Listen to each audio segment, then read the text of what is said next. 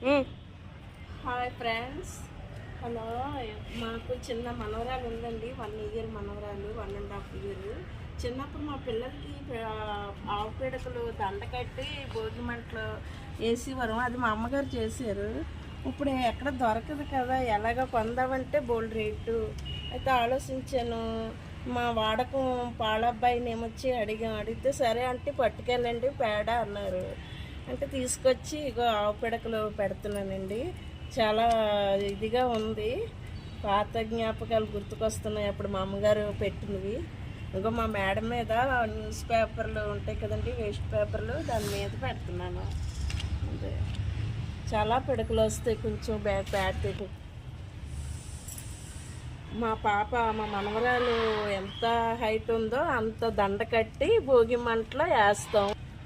ముందు హాయ్ అని గంట బెల్ల కొట్టండి.